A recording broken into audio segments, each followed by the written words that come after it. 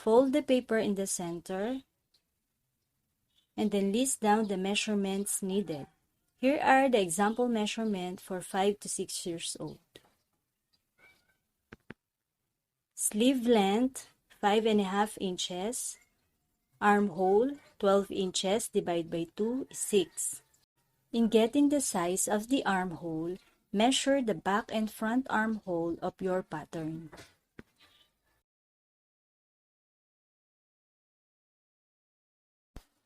It is 6 inches on the back, and I will continue in measuring the front armhole. I will start from 6 inches that I got from the back, and I got the total size of the armhole, and it is 12 inches. Another measurement needed is the arm circumference. In our example, it is 8 divided by 2 is 4. Ngayon, gawa tayo ng construction line along the folded area and mark the corner as point A.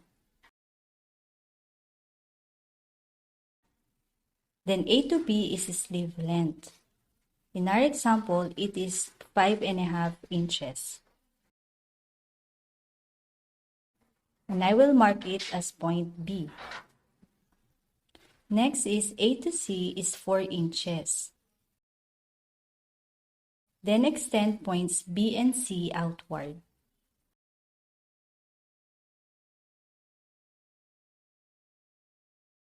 Line C is the bicep line. It can be adjusted.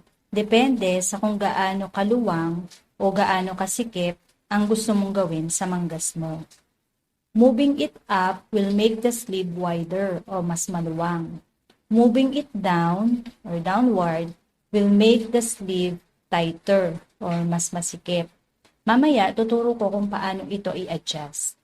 Tuloy muna natin itong pag-draft ng pattern. A to D is 1/2 of armhole.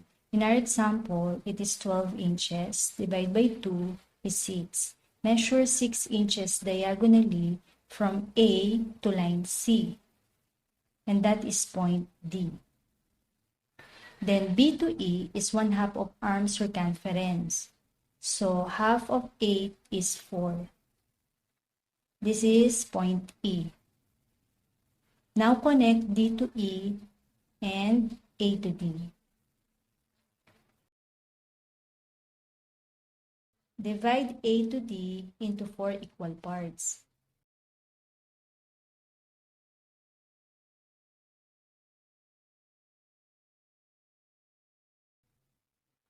Mark these points as F, G, and H.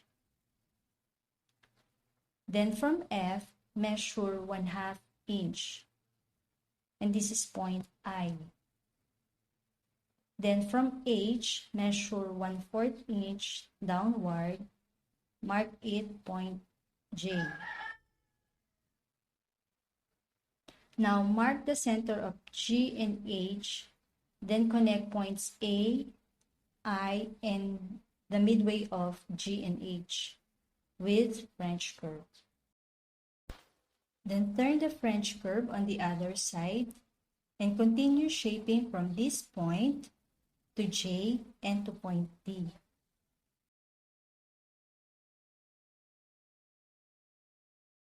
Measure the sleeve gap.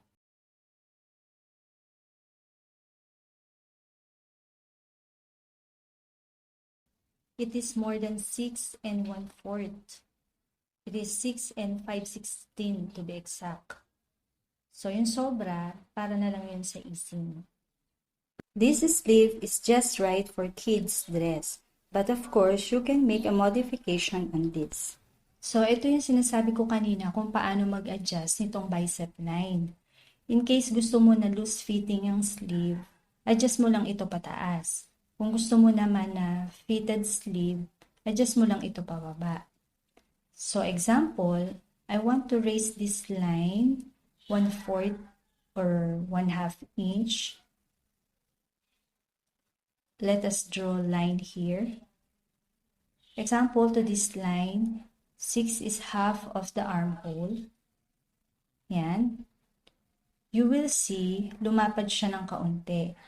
Now, kung 1/2 ang iniangat nyo from line C, you will notice mas umaangat, mas lumalapad yung sleeve. Okay? So, kung pababa naman, you will notice sumisikip naman siya kung pababa yung adjustment nyo. So, for example, this is the fit that I needed.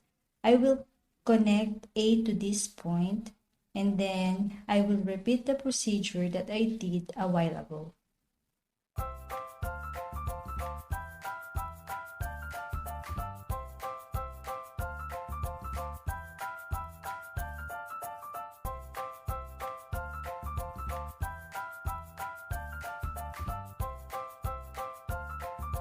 So, ganun lang kadaling mag-adjust ng sleeve. Napansin nyo, lumapad ng kaunti. So, pwede nyong gawin or i-apply ito sa school uniform ng bata or sa t-shirt. Now, sa paglalagay naman ng seam allowance, kung ano yung inilagay mo sa armhole, ganun din dito sa sleeve cap. Kung ano din ilagay mong allowance sa side ng bodies, same din ang gagawin mo sa side ng sleeve. Sa hem naman, kung ano yung gusto mong sukat, usually 1 inch yung nilalagay.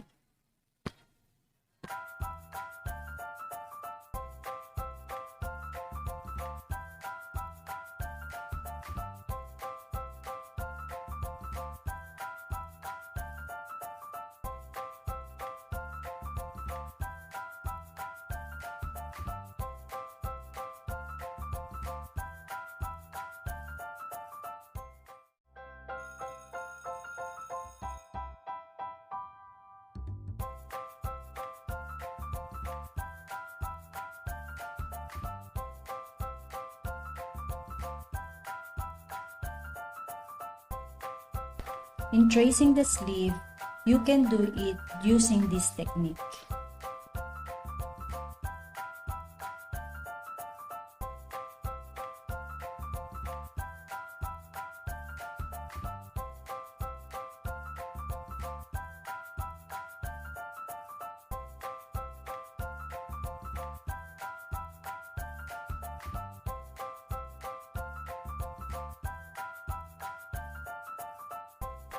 So, I hope nakatulong ang video na ito sa inyong paggawa ng sleeve.